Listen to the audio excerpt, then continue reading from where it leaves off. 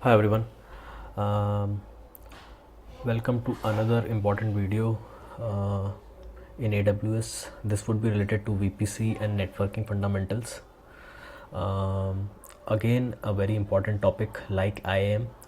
If I mentioned that IAM comprises 50% of AWS networking, comprises, I would say 20, 25, 30% of AWS. Okay, so if you understand IAM and VPC or networking fundamentals, mostly you have covered 60 to 70% of whatever you have under AWS. Okay, these are such important topics.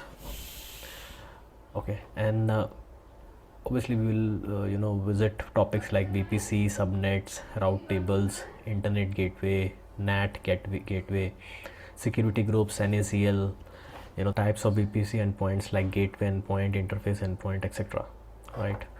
And before we get started, let me also mention that we have this AWS an AI builder community which we are building for us to have a peer network of like-minded people.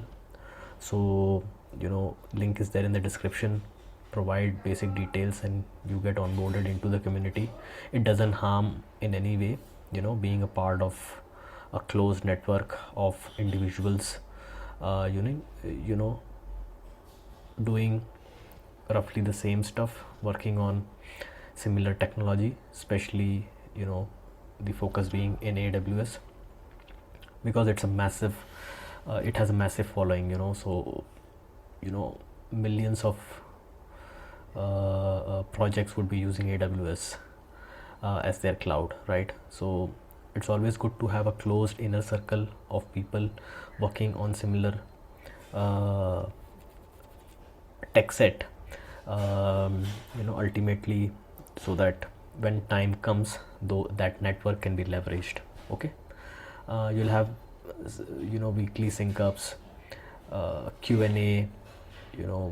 It also gives you an opportunity to work with like-minded people.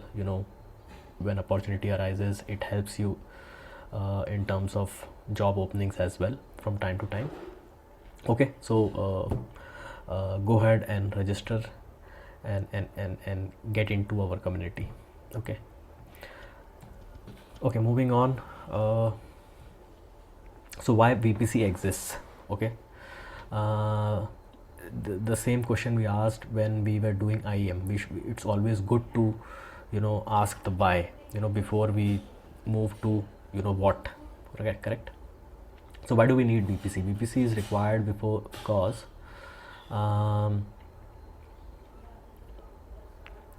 before cloud infrastructure came up, you had physical network, physical firewalls, physical routers, correct? AWS and cloud ecosystems made it virtual. Okay, so VPC is nothing but a private network inside your AWS ecosystem. Okay, so let's say you have a AWS region, you will have a VPC inside of that region, which would then contain servers and services like EC2 databases and applications, right? Virtual private network, and these are all fully isolated environments. Okay, which directly internet can't reach. Okay, so without a proper access mechanism, internet can't reach VPC and VPC can't reach internet. Okay, so both are blocked at the start, so you have to provide special access for both the access, outbound and inbound. Okay, we'll look at all of that in just a bit. Okay, so VPC is nothing but a private network inside your AWS cloud. Okay,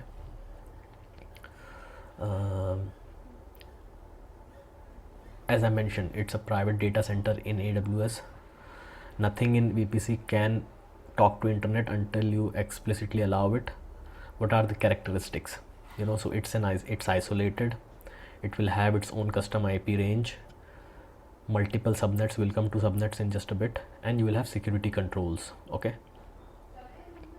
that's what typically a VPC is, right?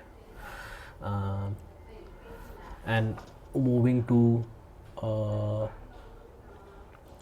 basically a little bit understanding it with a architectural diagram, you know. So you have, as you see here, you have this private subnet. So a resource like EC2 or any compute resource, we consider for this example EC2 as your resource. So it could be both a private resource or a public resource, which means it may reside in a private subnet or a public subnet.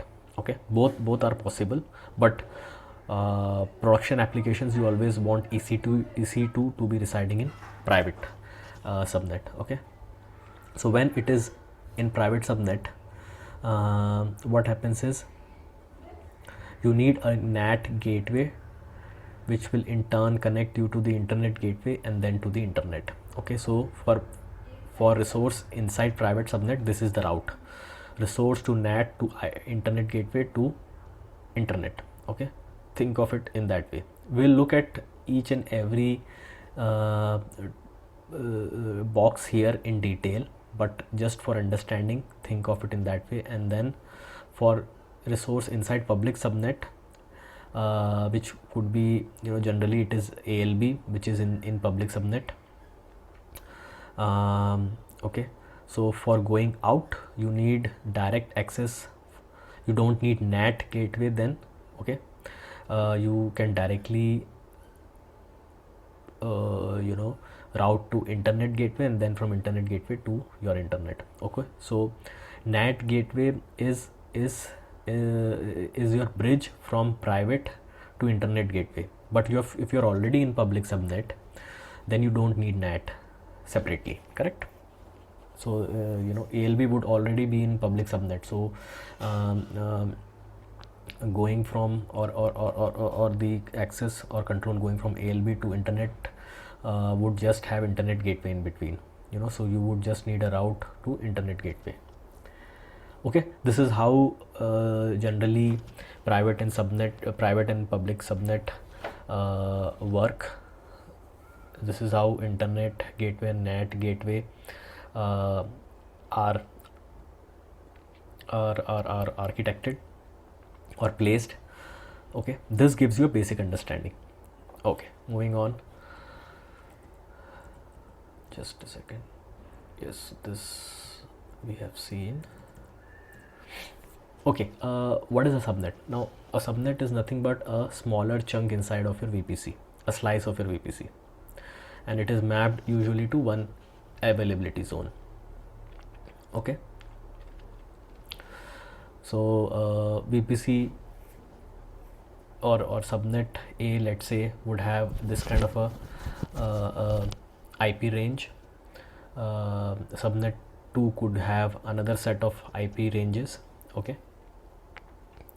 and so on and so forth. So what are the benefits? It helps in segmentation, security, high availability.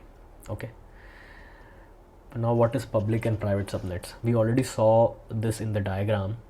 So from internet to internet gateway, then you have either public subnet or private subnet.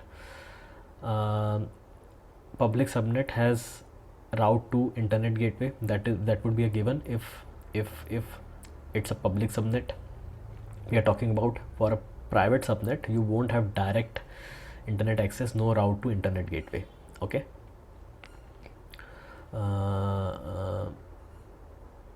so for that you would need a NAT gateway in between, as we just saw. So private subnet won't be directly connected to internet gateway.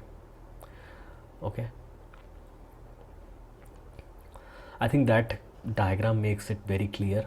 Okay, let's move to CIDR, classless inter-domain routing. CIDR is nothing but a method of defining IP address ranges and network sizes. Okay, it tells how many IP addresses your network can have.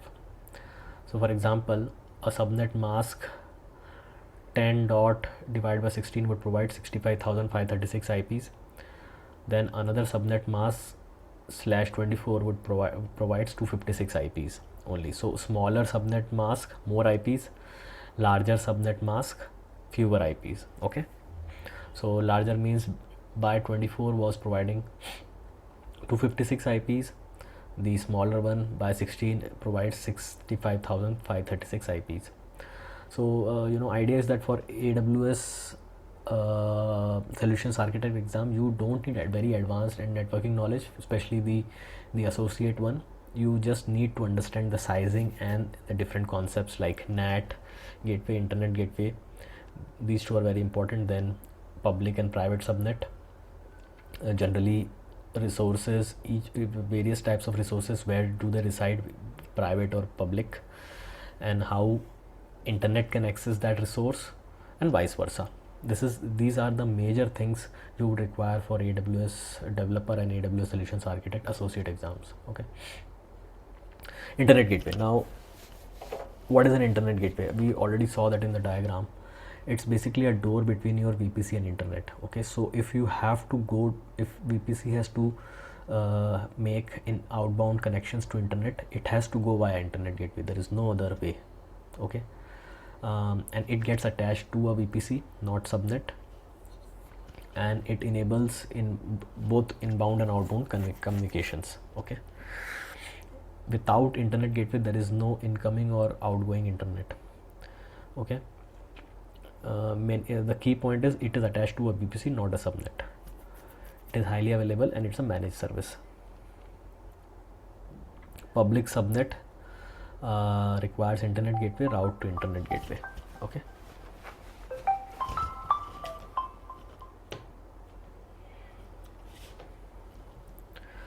now what is a NAT gateway? It provides one-way secure exit. Okay, so if you have servers inside a public private subnet and they need to call some external API, or they have to reach out to the internet, then they have to go via NAT gateway. So from private subnet to internet, you need NAT gateway in between. NAT gateway in turn would then connect to internet gateway, and internet gateway anyway can connect to internet. Okay, so we saw that in the diagram. Just by heart this diagram. Okay, and NAT gateway resides in a public subnet. It only provides one way secure exit, that is from inside of AWS to internet. That is a private resource in AWS sitting in a private subnet. How can it access internet? It provides that outbound connections. Internet gateway provides both. Okay, that's the major difference. Route tables. Now a route table is nothing but a set of rules that determine where network traffic should be sent within a VPC. Okay, it's like a GPS for network traffic. Okay, so if traffic is going to destination X, then it tells that you need to send it to Y, something like that. It controls the network traffic routing. These are associated with one or more subnets, destination to target mappings, and they support local, internet, NAT, VPN, transit gateway, VPC endpoint routes, etc. Every subnet must be associated with a route table. Okay, so every subnet should be associated with a route table. This is one example. /16 target is local, /0 target is internet gateway, something like that. So it is nothing but a set of rules which determine where the network traffic should be sent in a VPC, within a VPC. Now what makes a subnet public? A subnet is public when route table points to internet gateway. Okay, if the route table points to internet gateway, then only the subnet becomes public. Otherwise it's a private subnet only, and resource has public IP. Okay, both the points make a subnet public, otherwise it's a private subnet. Okay, you start off with being private, as I mentioned. So no inbound, no outbound, you are private. To make it public, you need to do certain access mechanism, and this is that access mechanism which I was talking about in the beginning. Okay, that's what makes it public. Okay, now let's look at a few flows which make these concepts crystal clear. Now how NAT gateway works. So EC2 generally would reside in a private subnet, then it should have a link to NAT gateway, which in turn is anyway in private subnet, and then from that private subnet you would have a link to internet gateway, and then finally to the internet. Okay. So and when you have a NAT gateway where the EC2 connects to a NAT gateway and then NAT gateway connects to internet gateway, finally to internet, it's that route only. We are not talking about the reverse way. Okay. It's not about internet accessing AWS resource. It's about AWS resource residing in a private subnet accessing internet. Okay. So NAT gateway is only outbound connections. It helps in only outbound connections. Security groups.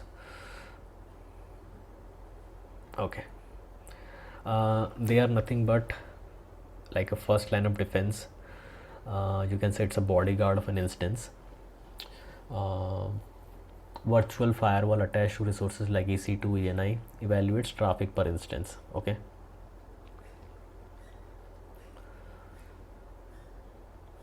They are stateful. Now what is the meaning of stateful here? If inbound allowed, a response allowed automatically. Okay. And it supports only allows.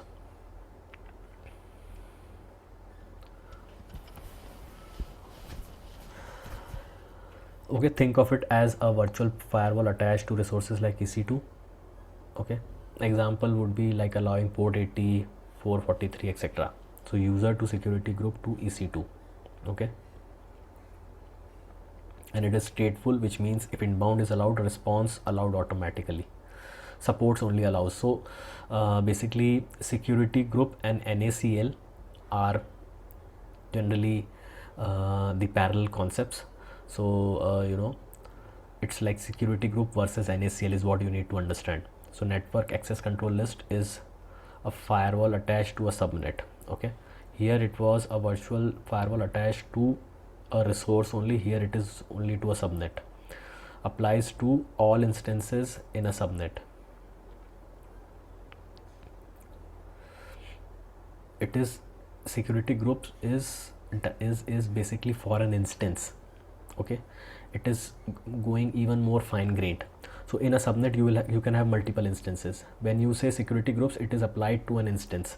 NACL is applied to the entire subnet, which means attached to all the instances in that subnet. Okay, it is stateless. Inbound is not equal to outbound. Okay, so here if inbound was allowed, outbound was anyway allowed. Here that is not the case, and it supports both allow and deny.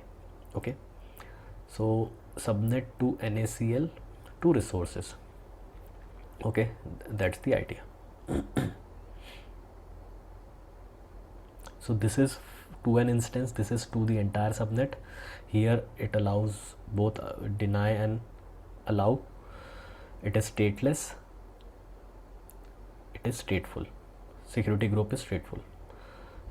Now let's look at traffic flow from EC2 to internet. Now how would the traffic flow happen, or what all different entities would be getting linked or called when traffic moves from EC2 to internet? If the VPC already has an internet gateway, why can't a private EC2 instance use it directly? Okay, this is the key question.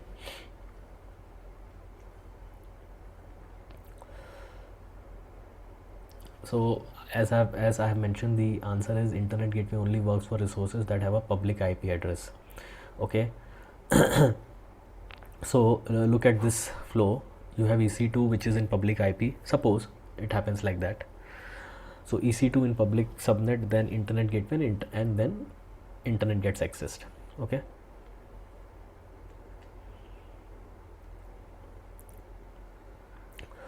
So since the EC2 is in public subnet, we already talked about this, but we are just trying to make it crystal clear. Then you don't need a NAT gateway. You can directly reach the internet with the help of the internet gateway. Okay, that's how it happens. Okay.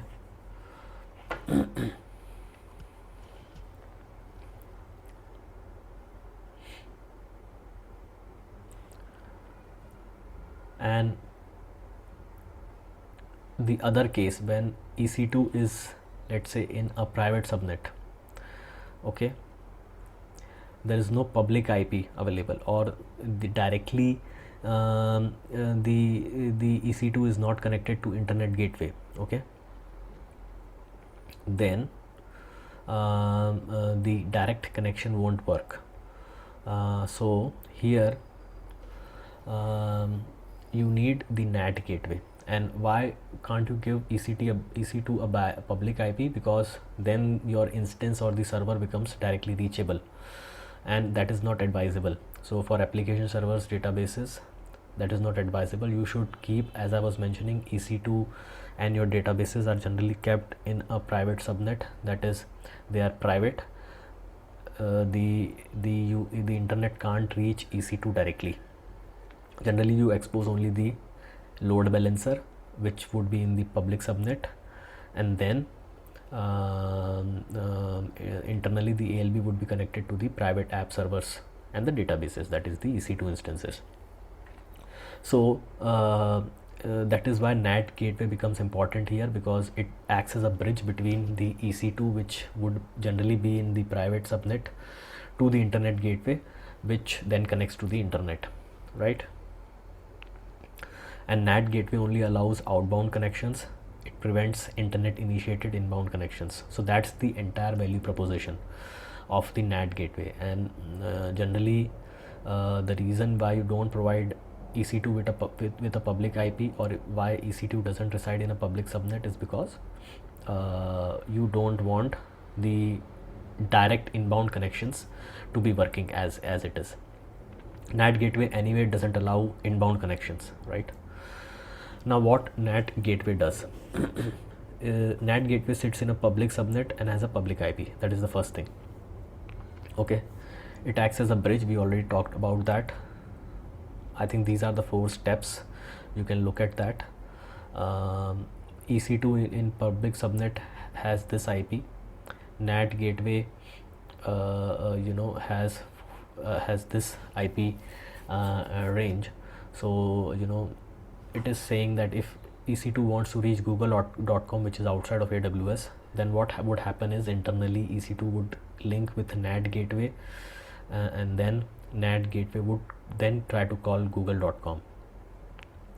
Okay, so whatever response is coming from google.com then gets then gets sent back to your EC2 via the NAT gateway. And for AWS exam, if EC2 is in a public subnet and needs to download some OS updates or call any external APIs, what's the answer? NAT gateway. I think by now it should be crystal clear why NAT gateway exists. Okay, what's the use and value proposition of NAT gateway? And if a question asks EC2 must be directly reachable from the internet, okay, then EC2 can be in public subnet and can be directly and public subnet would anyway be linked to internet gateway. Internet gateway gets linked to internet anyway, right? So mental model is internet gateway is directly a door to the internet. NAT gateway is like a receptionist standing at the door. So this receptionist can send requests outside on behalf of private employees. So if some private employees in an organization want to get some information from outside, they can reach out to this receptionist. Okay, but strangers from outside can't just walk in and directly talk to those employees. Okay, because the NAT gateway doesn't allow that connection. Now let's look at the flow from internet to EC2. Okay, so what are the options available? Internet directly reaches EC2. Okay, so then you need public subnet, internet gateway, and a public IP or elastic IP on EC2. That's it. You don't need a NAT gateway. Security group allowing inbound traffic. Security group is like a firewall attached to to an instance. So security group should allow that inbound traffic. So internet to internet gateway to public subnet to EC2. That would be the flow. Internet to EC2. What is the second option? This is the production recommended option, so you don't expose EC2 directly. And as we also already talked about, what generally happens is ALB or your application load balancer was what gets configured in the public subnet, which would be having a route to the internet gateway, and EC2 or your actual instance or your server would be in the private subnet. Okay, so then you would need basically here NAT is not required, or NAT won't be applicable, because NAT is only for outbound connections. Remember that NAT is only for outbound connections. From internet to EC2 you need the ALB and a private and EC2 sitting in a private subnet with security groups allowing the inbound traffic. Okay, so internet to internet gateway to ALB to EC2, that would be the flow.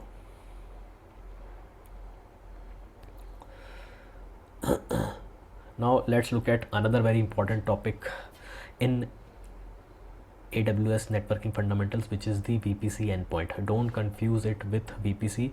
VPC is the virtual private cloud, which has concepts like subnet, private and public, and then route tables, NAT gateway, internet gateway, all those things we talked about. Now this is VPC endpoint. Okay, let's look at why VPC endpoint would be required. Let's say you have a EC2 in a private subnet, and it wants to access a AWS managed service like S3 or DynamoDB. Okay, so instead of EC2, now what is the way? Either we can go with the way we just talked about. EC2 wants to access another AWS managed service, so EC2 is sitting in a private subnet. That's generally what happens. Rarely would an EC2 sit in a public subnet. Let's talk at the general scenario first. So EC2 to NAT gateway to internet gateway to internet to S3, because S3 and DynamoDB are AWS managed services which could be accessible from the internet. Okay, this is one way. Instead, what you can do is you can use VPC endpoints. So here you are going to the internet and then S3 getting called, okay, or DynamoDB getting called from the internet. That is one way. Second way is using a VPC endpoint. It allows your VPC to access AWS services privately without requiring internet gateway, NAT gateway, or VPN. Okay, so for example, if you have to access services like S3, DynamoDB, SQS, SNS, etc., which don't already reside in your VPC, okay, then you can use VPC endpoint. What is the advantage? Traffic remains inside your AWS network. It is faster, secure, and cheaper than using NAT gateway, internet gateway, going to the internet and then calling S3. Latency also would be lesser, cost would be less. Okay, that's why VPC endpoint came into picture. So EC2 can use VPC endpoint to access AWS S3, DynamoDB, or any other service which is not there in the VPC anyway. VPC endpoint versus NAT gateway. Okay, service to service inside same VPC. Okay, so let's say there are other services inside the same VPC, EC2 to RDS, ECS to ALB, Lambda to EC2. You don't need any VPC endpoint. They share public IP, share private IPs. VPC routing is possible. Traffic never leaves the VPC or the network. Okay, this is private networking. So inside a VPC, if you have multiple services already available, you can directly reach out to them. No need of VPC endpoint or any kind of a gateway like a NAT gateway. Service in VPC to AWS managed service which doesn't reside in that VPC already. Okay, so like EC2 to S3, Lambda to DynamoDB. So there are two options. One is going with the NAT gateway, internet S3 route, which we already saw, less secure, higher latency, higher cost. EC2 to VPC endpoint to S3 is the other way we just talked about. This is more secure, less cost. The traffic remains inside your AWS ecosystem. So remember the services like S3 DynamoDB, they live outside your VPC but inside AWS public network. Okay, so you can use VPC endpoint to access these services. It provides private route, no NAT, no internet gateway required. And if we look at it from a flowchart perspective, so you can see that just a second. So you can see that if there is a private resource here, it can use a VPC endpoint, stays in AWS, and it can access a AWS service like S3. The other way is using NAT gateway, internet gateway, and then internet, and then finally making a call to that service. Okay, so endpoints keep traffic private. NAT plus internet gateway, they make it public first, and then public means it reaches the internet, then from internet to that service. Okay, so that's how VPC endpoint and NAT gateway are different. Okay, the third point is service in VPC, AWS service that does not support VPC endpoints. Now, important thing to note here is that if you have to use a VPC endpoint for accessing a particular service, that service should support VPC endpoint. Not all services in AWS support VPC endpoints. For example, simple email service, that is something which doesn't support VPC endpoints. So for that, obviously you would need to go with the NAT gateway, internet to that route. Okay, so instead of S3, let me make it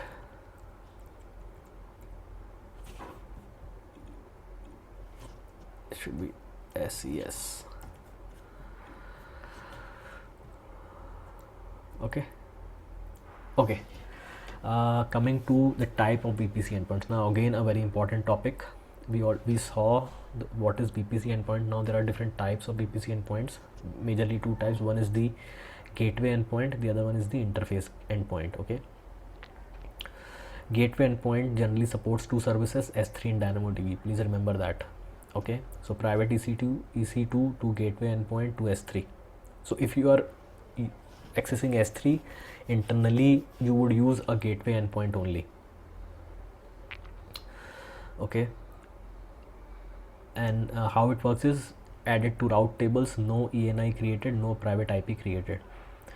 Whenever you see route table modifications for S3 DynamoDB access, think gateway endpoint. Okay, so gateway endpoint supports only these two services, and they are basically added to route tables. Okay, so if you see route table modifications for S3 DynamoDB, then you have to think about gateway endpoint only.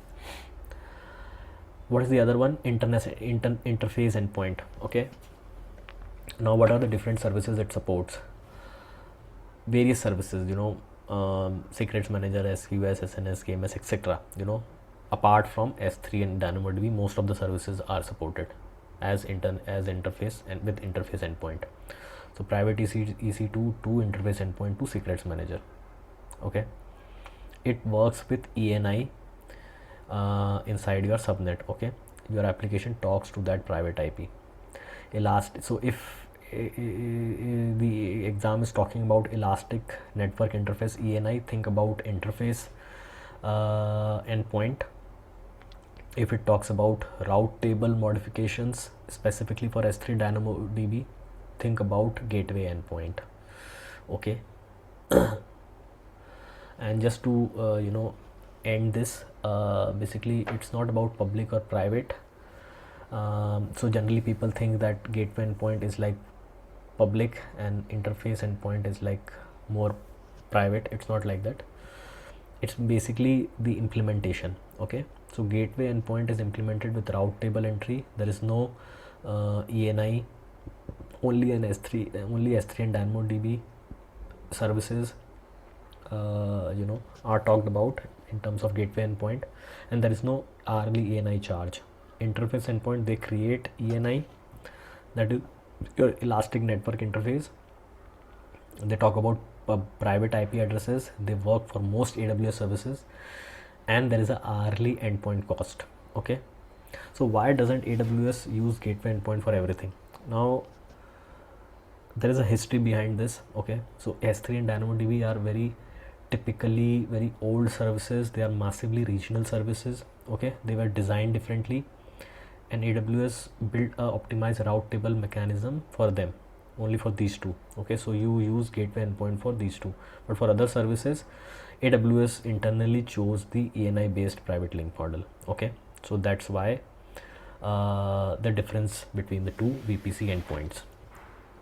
And just to quickly put it in terms of a flow chart, subnet route table based would be gateway endpoint, S3 DynamoDB. Subnet ENI based would be internet interface endpoint, and which would have all these different services we already talked about. Okay, so I'll end this here. Hope this particular session was informative. I tried my level best to keep it simple, easy to understand, with different architecture diagrams, and the same concept I would have repeated multiple times to make it crystal clear. These are basically the concepts if you think about VPC and networking fundamentals in AWS. Okay, so if you know NAT, if you know internet gateway, if you know VPC endpoint, if you know interface endpoint, if you know gateway endpoint, if you know public and private subnet, this is what you need to know. Okay, in terms of AWS networking. Okay, if you know these concepts with clarity, you are more or less done. Okay, hope this was good, you liked it, and I'll see you in the next one. Thank you.